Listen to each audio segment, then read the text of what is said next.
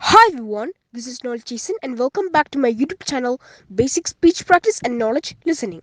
Today we'll be learning about a Chinese technology corporation called Huawei Technologies Corporation Limited. Huawei Technologies Corporation Limited is a Chinese multinational technology corporation headquartered in Shenzhen, Guangdong, China.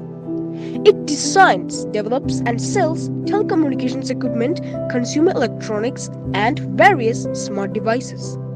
Huawei was ranked the second largest R&D investor in the world by the EU Joint Research Centre.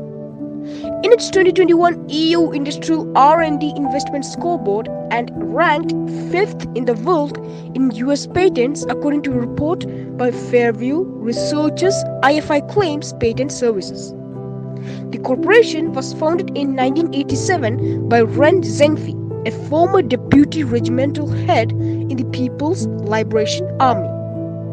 Initially focused on manufacturing phone switches, Huawei has expanded its business to include building telecommunications network, providing operational and consulting services and equipment to enterprise inside and outside of China, and manufacturing communications devices for the consumer market. Huawei has over 194,000 employees as of December 2019. Huawei has deployed its products and services in more than 170 countries and areas. It overtook Ericsson in 2012 as the largest telecommunications equipment manufacturer in the world and overtook Apple in 2018 as the second largest manufacturer of smartphones in the world behind Samsung Electronics. In 2018, Huawei reported annual revenue of 108.5 billion US dollars. In July 2020, Huawei surpassed Apple and Samsung in the number of phones shipped worldwide for the first time. This was primarily due to a drop in Samsung's global sales in the second quarter of 2020, owing to the impact of the COVID-19 pandemic. By 2018, Huawei has sold 200 million smartphones. They reported that strong consumer demand for premium range smartphones helped the company reach consumer sales in excess of 52 billion US dollars in 2018. In April 2019, Huawei established the Huawei Malaysia Global Training Center at Cyberjaya, Malaysia, which is Huawei's first training center outside of China. Also in 2019, Huawei reported a revenue of 122 billion US dollars. Although Huawei has faced many difficulties in some markets due to undue state support, links to the People's Liberation Army, and cybersecurity concerns that Huawei's infrastructure equipment may enable surveillance by the Chinese government. With the development of 5G wireless networks, there have been calls from the US and its allies to not to do any kind of business with Huawei or any other Chinese telecommunications companies such as ZTE. Huawei has argued that its products pose no greater cybersecurity risk than those of any other vendor and claims that there is no evidence of US espionage.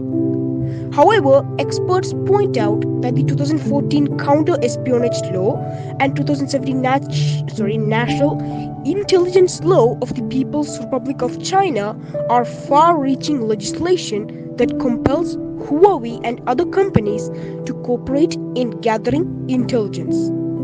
According to former staff, it is no secret that employees often work with intelligent officials embedded in the company. With 25,000 Huawei employees previously serving in the Ministry of State Security or the People's Liberation Army. Western intelligence has also implicated Huawei in several hacks of telecom networks, while several rival telecom manufacturers like Nortel and Cisco Systems have traced industrial espionage back to Huawei. Despite claims that it operates as a private company, questions regarding Huawei's ownership and control persist. Huawei is considered a national champion in China's techno-nationalist development strategies and has received extensive support, including financing from state-owned banks. China has engaged in diplomatic lobbying and threatened trade reprisals against countries who considered blocking Huawei's participation from 5G. Huawei has assisted in the surveillance and mass detection of Uyghurs in Xinjiang internment camps, resulting in sanctions by the United States Department of State.